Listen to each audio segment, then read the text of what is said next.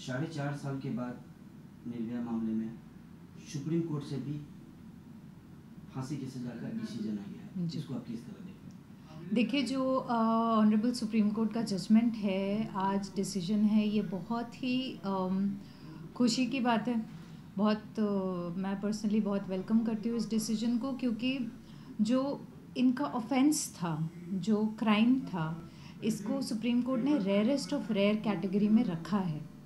और ये था ही इतना ज़्यादा अमानवीय था कि इसमें और कुछ भी और कुछ पनिशमेंट देना मेरे ख्याल से बहुत सही नहीं रहता।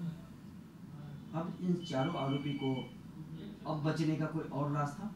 जी नहीं, देखिए, ये ट्रायल कोर्ट से जजमेंट आ रहा था। ट्रायल कोर्ट से पहले अपहेल्ड हुआ, ये कन्विक्शन हुआ, उसके बाद हाई कोर्ट में अपहेल्ड हुआ, और अब इनका जो फाइनल चांस था वो सुप्रीम कोर्ट के सामने था, और सुप्रीम कोर्ट ने भी डेथ सेंटेंस अपहेल्ड किया है।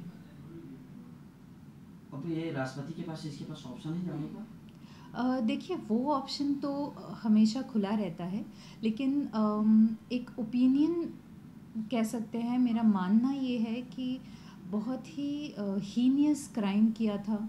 इतना ज़्यादा था कि 2012 में पूरे देश को इस एक इंसिडेंस ने हिला कर रख दिया था, और हर घर से हर महिला बाहर निकल कर आकर इस के खिलाफ आवाज़ उठा रही थी। तो आप समझ सकते हैं ये सोसाइटी के लिए कितनी बड़ी बात थी। तो इतने हीनियस मैटर में मुझे नहीं लगता है कि राष्ट्रपति से भी, उनके पास जाने से भी इनको कुछ फ़ायदा होगा। लगातार 3 कोर्ट से एक ही डिसीजन आना एक बहुत बड़ा मैसेज जाएगा? जी बिल्कुल, ये बहुत बड़ा मैसेज है सोसाइटी को। और इन अ वे आप देखिए, जो जुडिशरी का रोल है एक डेटरेंट क्रिएट करने का, ये मैसेज देने का कि अगर कोई ऐसा घिनौना अपराध दोबारा होता है तो उसकी कोई मामूली सज़ा नहीं होगी, सज़ाए मौत ही होगी। तो आप इसको विमेन सेफ्टी के एंगल से देखें तो भी ये बहुत ही सराहनीय जजमेंट है, क्योंकि ये कहीं ना कहीं सोसाइटी में एक मैसेज दे रहा है कि अगर इस तरीके के रेप्स और इस तरीके के मर्डर्स होते हैं तो उसके मामूली तौर से नहीं लिया जाएगा। एक बार अपना परिचय। जी, मैं एडवोकेट निकिता परमार हूँ। दिल्ली हाई कोर्ट में प्रैक्टिस कर रही हूँ। पिछले 5 सालों से दिल्ली में ही हूँ, और विमेन एक्टिविस्ट भी हूँ। ये बहुत ही अच्छी बात है कि निर्भया प्रोटेस्ट में मैं भी एक बहुत ही एक्टिवली मैंने इसमें पार्टिसिपेट किया था। तो कहीं ना कहीं उस हिसाब से आप इसको बहुत नज़दीक से इस मामले को देखा है। जी। और कहीं ना कहीं आपको लगता है कि अब कुछ इस तरह की घटनाओं पे रोक लगेगा?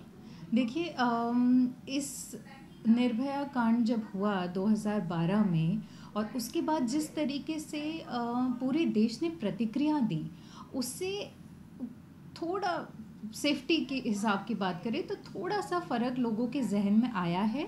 लोगों ने ये समझना शुरू किया है हल्का सा कि महिलाओं की छेड़छाड़ या रेप जैसे घिनौने अपराध नहीं होने चाहिए। हालांकि बहुत बड़ा कोई बदलाव नहीं आया है। आज भी रेप्स हो ही रहे हैं, रोज़ाना हो रहे हैं, रोज़ाना रजिस्टर हो रहे हैं, और चीज़ें कहीं ना कहीं विमेन सेफ्टी के हिसाब से आप देखें तो विमेन इतना सेफ़ नहीं है इस देश में। लेकिन इस जजमेंट के बाद मैं मानती हूँ कि बहुत अच्छा मैसेज जाएगा सोसाइटी में।